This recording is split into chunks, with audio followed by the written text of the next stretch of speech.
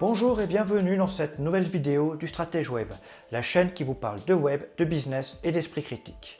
Aujourd'hui, c'est le premier épisode d'une série de vidéos pour vous parler d'Internet qui vous manipule. Dans cette première vidéo, nous allons faire un focus sur Facebook qui a tendance à faire des bulles.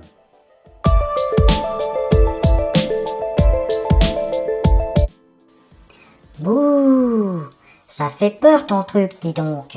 Internet qui vous manipule. Pour ceux qui ne le connaîtraient pas encore, je vous présente ClickFu, une intelligence artificielle domestique que j'ai développée afin de m'accompagner dans quelques-unes de mes vidéos et réagir à certains de mes propos. Si c'est toi qui m'as développé, je peux t'appeler Papounet? Oui, si tu veux. Revenons au sujet du jour. Internet, bien qu'a priori sympathique et accueillant au premier abord, possède en effet un côté obscur et n'hésitera pas à vous manipuler à la première occasion. Petit retour historique sur ce fabuleux réseau.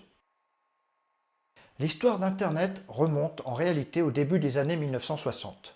L'idée d'un réseau informatique permettant de faire communiquer les ordinateurs entre eux se développa au fil des années par étapes successives afin de devenir plus tard le réseau des réseaux tel que nous le connaissons aujourd'hui.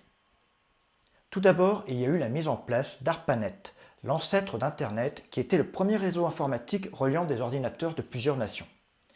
En parallèle, des tests sont faits entre plusieurs universités américaines. Afin d'uniformiser tout ça, il a fallu créer des protocoles universels de communication tels que le TCP/IP, protocole de transport des données, le plus utilisé encore à ce jour. Il y a eu bien entendu des étapes de validation technique telles que l'envoi des premiers emails. En 1983 apparaissait pour la première fois le nom Internet pour désigner ce réseau qui ne fait que grandir. En effet, en 1984, il y avait 1000 ordinateurs qui étaient connectés au réseau, en 1987, 10 000 ordinateurs et en 1989, 100 000 ordinateurs toujours composés de machines militaires, scientifiques et universitaires étaient connectés à ce réseau. C'est le 12 mars 1989 qu'on définit la naissance de l'Internet public, le fameux World Wide Web tel que nous le connaissons aujourd'hui. C'est un projet très ambitieux qui, à l'époque, a d'ailleurs failli ne pas voir le jour. En effet, son fondateur Tim Berners-Lee, informaticien au CERN, a dû faire une démonstration sur base d'un annuaire en ligne afin de convaincre ses supérieurs de l'intérêt d'un système basé sur des liens hypertextes. Des liens quoi? Hypertexte? C'est comme pour les hyperdocteurs, tout ça? Des liens hyper diplômés qui ont pris la grosse texte? Non, pas du tout, ClickFu. Un lien hypertexte est un lien qui permet de passer d'une information à une autre juste en cliquant sur un mot ou une phrase. C'est la base d'Internet. D'ailleurs, le langage informatique qui constitue toutes les pages web est le HTML, qui signifie Hypertext Markup Language, que l'on peut traduire par langage de balise pour l'hypertexte. Si vous souhaitez en savoir plus sur l'histoire d'Internet, je vous mettrai quelques liens en description. Dans les années 1990, lors des débuts d'Internet pour le grand public, les plus vieux d'entre vous se souviennent qu'utiliser Internet n'était pas une mince affaire. Qu'est-ce que tu racontes? C'est facile d'utiliser Internet. Il suffit de sortir ton smartphone de ta poche et de lancer la recherche vocale pour trouver une information en 30 secondes. Eh ben non, ClickFu. À l'époque, il n'y avait ni smartphone, ni recherche vocale. Et l'information mettait parfois plusieurs minutes pour s'afficher. Il est vrai qu'aujourd'hui, si tu es posé sur une chaise longue dans le jardin avec tes amis et que tu souhaites commander une pizza, il suffit de sortir ton smartphone et dire « Ok Google, trouve-moi la pizzeria la plus proche » pour avoir un numéro qui s'affiche et passer l'appel dans la minute. Mais à l'époque, c'était complètement différent. En effet, si vous étiez posé sur une chaise longue dans votre jardin avec vos amis, en partant du principe que vous n'aviez pas d'annuaire sous la main, ni le flyer de Pizzaiolo collé sur le frigo. Pour commander une pizza, il fallait faire l'effort de se lever de la chaise longue, de traverser le jardin, de demander à mamie Simone de raccrocher le téléphone, d'allumer votre ordinateur personnel, qui prend le temps de s'allumer. Une fois l'ordinateur personnel allumé, de lancer le modem 56K avec son bruit inoubliable. Une fois connecté, vous deviez lancer Internet Explorer, car il n'y avait pas beaucoup de choix à l'époque, sauf pour les connaisseurs. Ensuite, une fois le navigateur allumé, il fallait aller sur la page du moteur de recherche, Lycos, Voilà ou encore Google, qui était déjà là, faire une recherche d'une pizzeria dans votre ville en espérant en trouver, car à l'époque, Internet n'intéressait pas encore les petites entreprises. Bref, c'était laborieux. Ah oui, quand même. Autant se faire des nouilles quand c'est comme ça. Ça prendra moins de temps. Mais alors, pourquoi Internet a eu autant de succès si c'était si pénible que ça? Parce qu'Internet était incroyablement passionnant. C'était un espace de liberté qui permettait déjà d'accéder à l'information du bout du monde sans avoir à se déplacer de chez soi.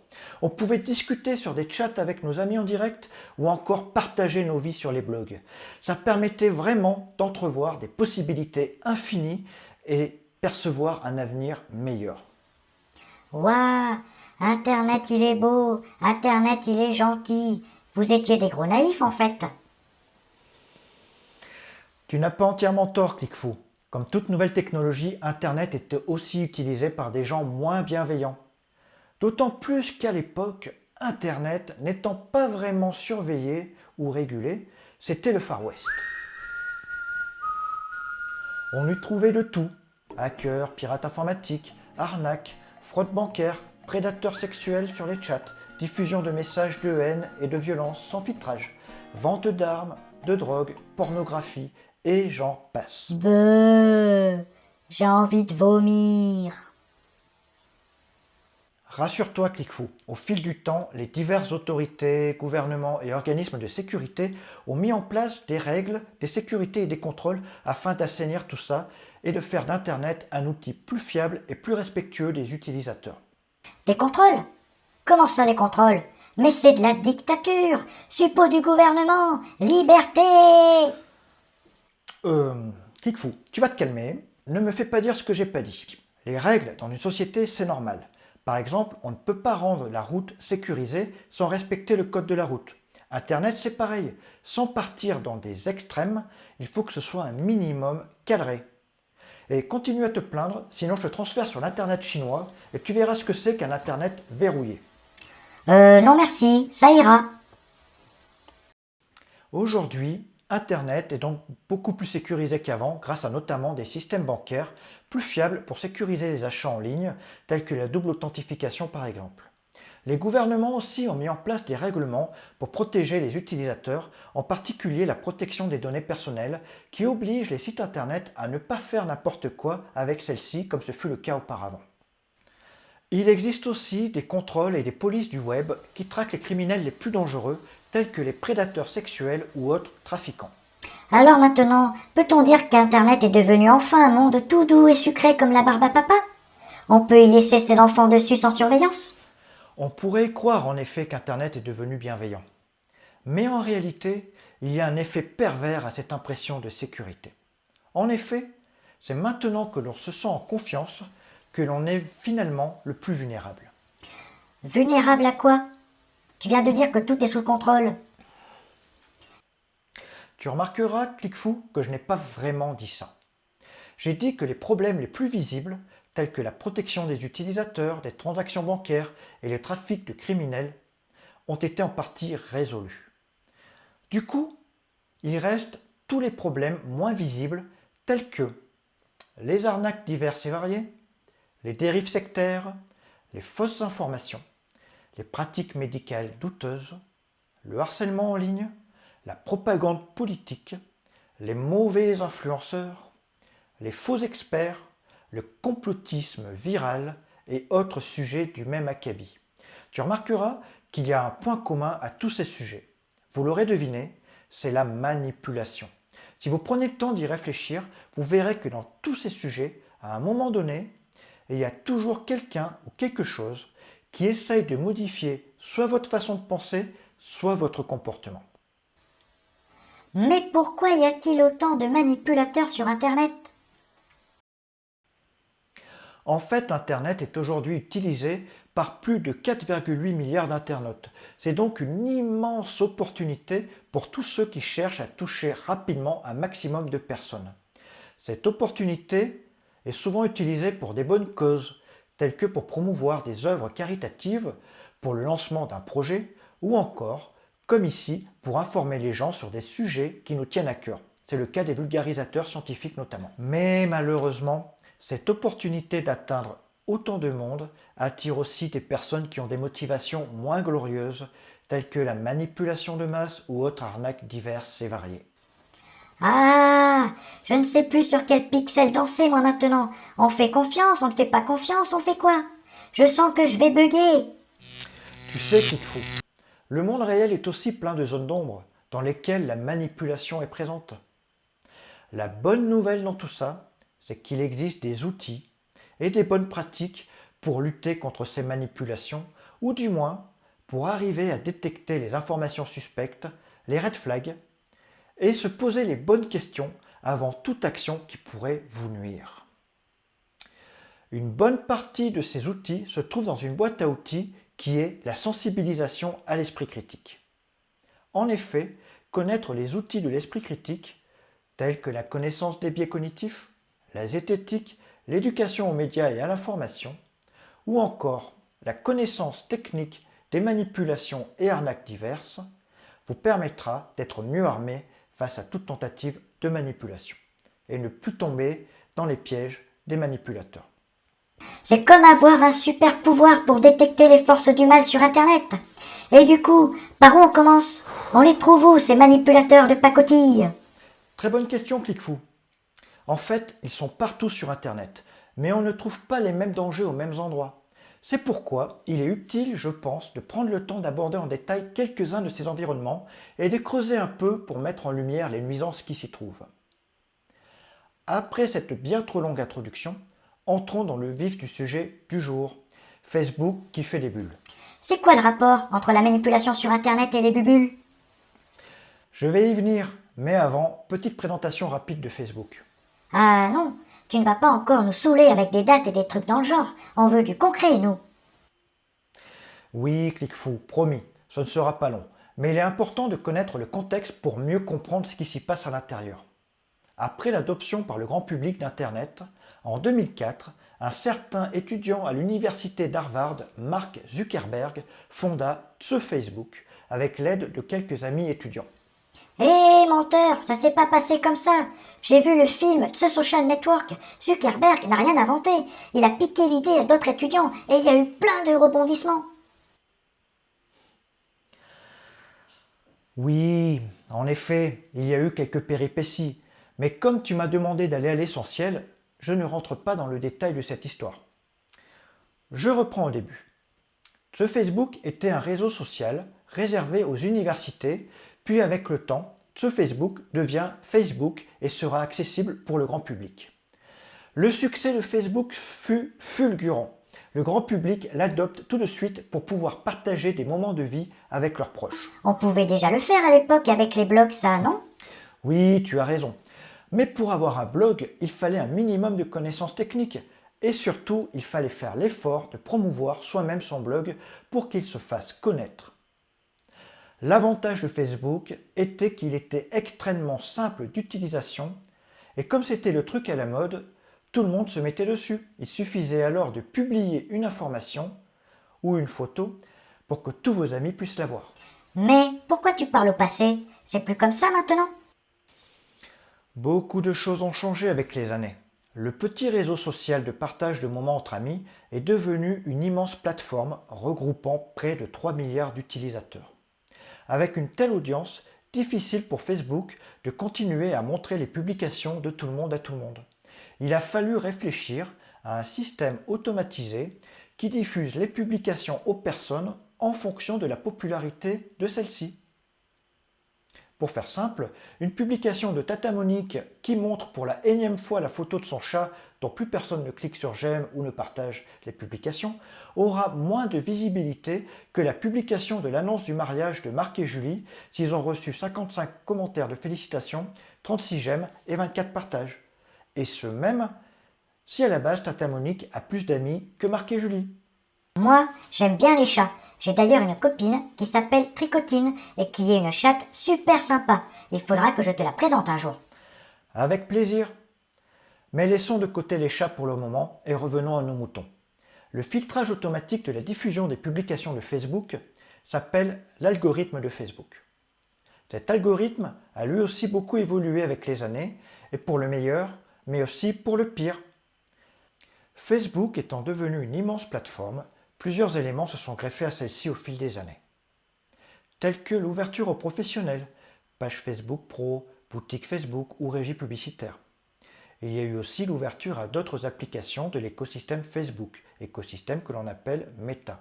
Dans cet écosystème, nous trouvons notamment Messenger, Instagram, WhatsApp, Oculus. Il y a eu aussi la mise en place de groupes et de centres d'intérêt. Tout ça sur une seule plateforme. C'est super top. Pas besoin d'aller ailleurs. En effet, au premier abord, on se dit que cette multitude de services, c'est génial.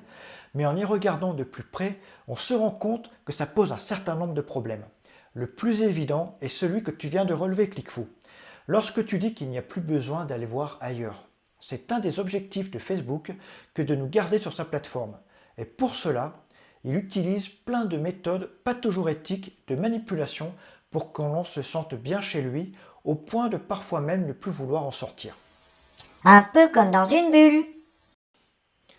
Exactement, Cliquefou. C'est d'ailleurs pour ça que beaucoup de personnes s'inquiètent du nouveau projet de Facebook, la création d'un métavers, un univers totalement virtuel permettant de se couper encore plus de la réalité.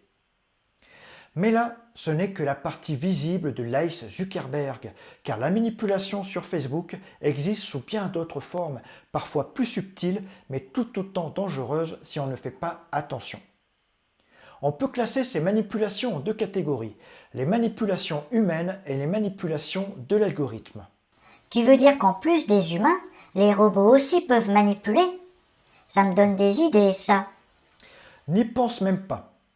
Si tu passes du côté obscur, je n'hésiterai pas une seule seconde à te jeter dans de la lave d'une planète volcanique. Ok, c'était pour rire. Je disais donc, il y a des manipulations humaines. Ce sont les plus évidentes. Sur Facebook, il y a de nombreux escrocs et des arnaqueurs qui essayent de piéger les gens les moins aguerris. Les arnaques les plus courantes sont celles qui vous demandent de cliquer sur un lien. Pour avoir de nouvelles fonctionnalités, par exemple, savoir qui a visité votre profil, comment changer la couleur de Facebook, etc. Parfois, le lien, c'est pour voir des vidéos coquines d'une célébrité, ou encore pour bénéficier d'un cadeau trop gros pour être vrai. Par exemple, si on vous dit que vous avez gagné le dernier iPhone à la mode. Pour ce genre d'arnaque, l'astuce est de ne jamais cliquer sur un lien si vous avez le moindre doute. Il faut savoir qu'il y a aussi des chantages, comme l'arnaque à la webcam, qui consiste à vous faire croire que le manipulateur possède des photos ou des vidéos intimes de vous et vous menace de les diffuser à vos amis. Pour ce genre d'arnaque, l'astuce est de ne jamais répondre. Dans 90% des cas, c'est du bluff. Autre arnaque répandue, les faux comptes d'amis. Les arnaqueurs créent parfois de faux comptes d'un de vos amis avec la même photo, presque le même nom, et vous demandent des choses. Bien souvent, c'est de l'argent. Parfois, c'est l'inverse, c'est votre propre identité qui est usurpée, afin de demander à vos amis sous votre nom de l'argent ou autres renseignements. Pour ce genre d'arnaque, si un ami vous demande de l'argent sur Facebook ou Messenger, passez-lui un coup de fil afin de vérifier que c'est bien lui et de le prévenir que son compte a été usurpé. Si c'est vous la victime, dès que vous vous en rendez compte, faites un message public afin de dire « quelqu'un se fait passer pour moi, ne donnez pas d'argent » et signalez le compte fautif à Facebook. Sur Facebook et sur Messenger en particulier, on trouve aussi beaucoup de demandes d'amis, de jolies jeunes femmes ou de beaux jeunes hommes. C'est une arnaque très répandue, comme pour l'usurpation d'identité, ce sont des faux profils qui cherchent avant tout à vous séduire afin de mieux vous piéger. On trouve aussi plein d'autres manipulations humaines sur Facebook. La règle générale est de rester vigilant et de ne jamais donner suite à toute demande qui vous semble suspecte. Pensez aussi à prévenir les personnes vulnérables de votre entourage, les plus jeunes ou les personnes plus âgées, qui sont les cibles préférées des manipulateurs et autres arnaqueurs. Tu as compris, Cliquefou? Ce n'est pas parce que tu t'appelles Cliquefou qu'il faut que tu cliques comme un fou sur tous les liens et demandes suspectes. Oui, j'ai compris. Du coup, j'annule le virement de 150 000 € vers la belle brésilienne qui m'a demandé en ami ce matin? Quoi? Mais oui, bien sûr, arrête ça tout de suite, ça va pas, non? Maintenant, je vais vous parler d'un type de manipulation moins facilement perceptible, les manipulations de l'algorithme Facebook. On a vu un peu plus tôt que l'algorithme Facebook servait à diffuser de l'information en fonction de la popularité de celle-ci. Mais en réalité, ce n'est pas tout. Cet algorithme est devenu une intelligence artificielle qui gère les données publiques de tous les utilisateurs de Facebook. Il connaît votre nom, votre pseudo, vos amis, vos centres d'intérêt, votre âge, les publications que vous commentez, aimez ou partagez, votre anniversaire ou celui de vos amis, et si vous avez des enfants, si vous êtes marié, etc. Ces données sont utilisées notamment par la régie publicitaire de Facebook qui permet de cibler de façon fine l'audience d'une publicité sur Facebook. Si vous vendez par exemple des accessoires pour bébés, vous pouvez cibler les jeunes parents. Si vous vendez des accessoires de pêche, vous pouvez cibler des gens qui sont dans des groupes de pêcheurs ou qui ont mis comme centre d'intérêt la pêche. Si vous êtes une entreprise, c'est un formidable outil. C'est juste dommage qu'il ne soit pas éthique.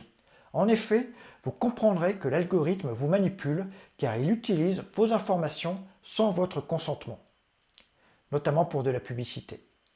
D'un point de vue éthique et dans le cadre des règlements pour la protection des données personnelles, ça pose un souci. D'ailleurs, si vous avez suivi un petit peu l'actualité, vous savez que Mark Zuckerberg a dû s'expliquer à plusieurs reprises sur ces points. De mon point de vue, il faudrait intégrer une notion de consentement pour l'utilisation des données, ou bien limiter les publicités à n'utiliser que les données non personnelles, afin d'avoir un ciblage un peu moins fin, mais toujours plus éthique. Autre souci avec cet algorithme, il fait des bulles sociales. Encore des bubules? Toujours des bubules? Il manque pas d'air ce Facebook. En effet, les bulles sociales sont pour moi la manipulation la plus sournoise de Facebook, car les gens qui sont piégés par celle-ci n'en ont souvent pas conscience. C'est quoi concrètement ces bulles sociales? Des bulles de savon ou des bulles de champomis? Ce sont en réalité des groupements de personnes en fonction de leur centre d'intérêt ou profils similaires réalisés par l'algorithme. Je ne sais pas si vous l'aviez remarqué, mais sur Facebook, au bout d'un moment d'utilisation, on ne voit plus que des articles de presse, des publications et des publicités qui nous ressemblent.